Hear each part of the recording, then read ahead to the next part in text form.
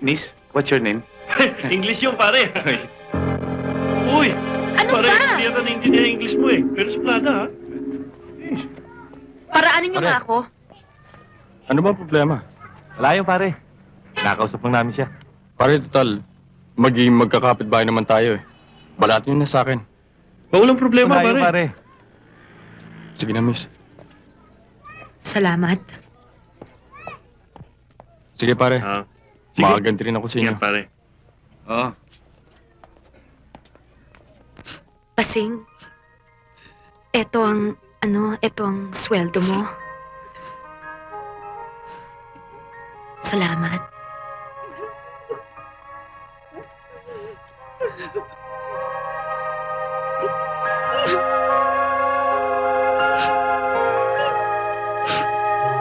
Magpapakabait ka.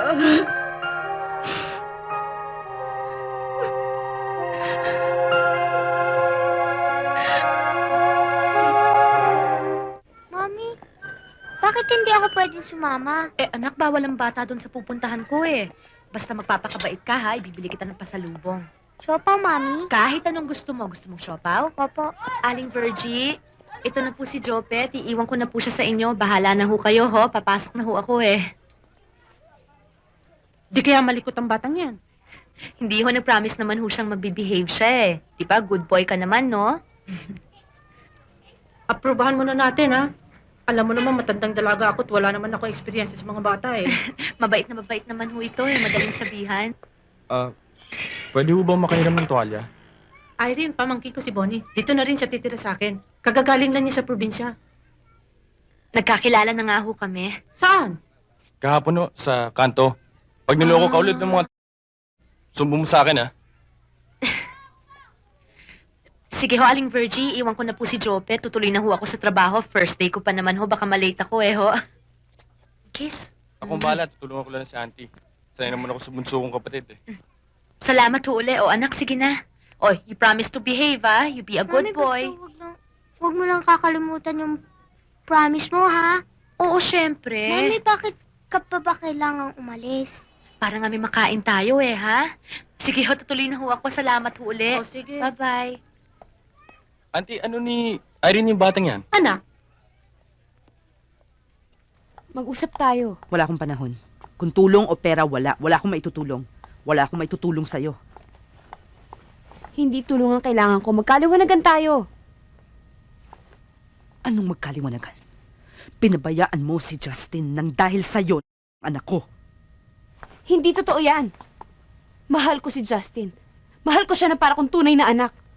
Bakit siya na... Bakit siya na... Aksidente yun, ate. Anong gagawin ko? Dahil burara ka! Pati buhay mo burara! Pabaya ka! Wala ka nang ginawa kundi umasa sa akin!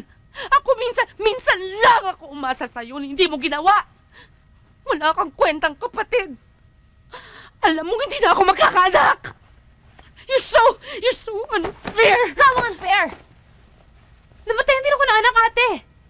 At masakit din para sa akin yon. Mahirap bang intindihin yon? Sabihin mo sa akin, mahirap ba? Bakit hindi mo intindihin yun, ate? Napaka-selfish mo kasi. Puro damdamin mo lang kasi iniisip mo. Paano naman ako? Bakit ano ba gusto mong gawin ko? Ha? Gusto mo... Para lang maging patas na tayo? Ninang, Mami,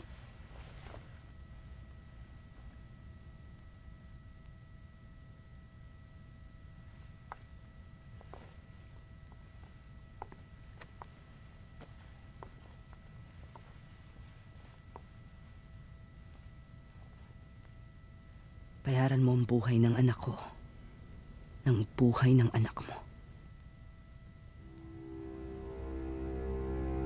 Ano? Pagdating sa buhay ng tao, hindi ako nagbibiro.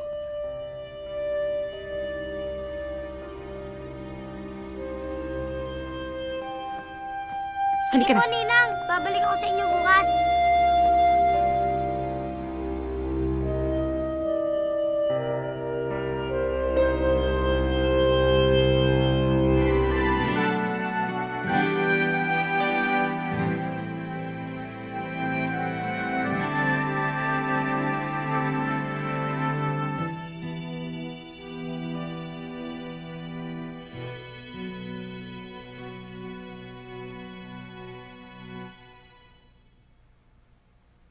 Ipaliwanag mo nga sa akin kung ano yung drama na saksiyan ko kanina.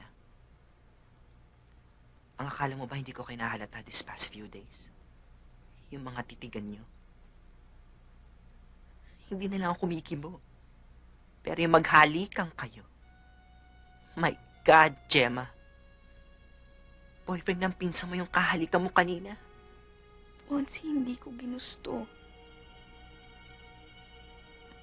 Aniwala ka, pinigilan ko. Pero di ko na kaya eh.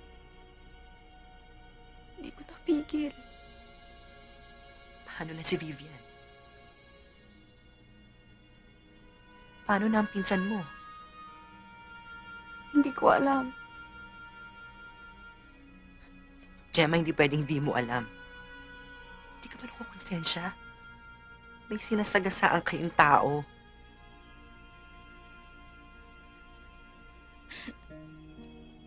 Matagal na kami nagkakagustuhan ni Eric, hindi lang namin napapansin.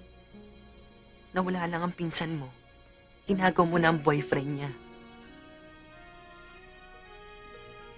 Onsi, kanino ka ba kampi? Akala ko kaibigan kita. Porke ba magkaibigan tayo, gusto mo konsintin ko yung mga ginagawa mo? Kung kukonsintin kita, di sana pumayag na ako sa gusto ni Ramil nun. Kaso mali yun. Mali ka rin.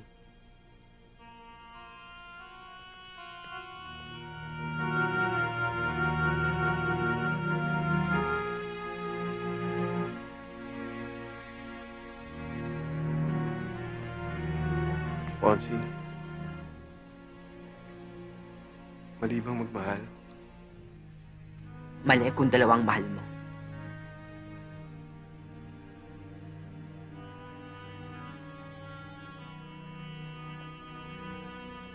Kailangan mong mamili.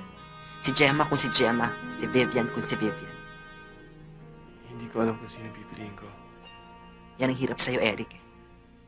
Lumaki ka nang hindi namimili. Gusto mo lahat nasa'yo. Selfish ka.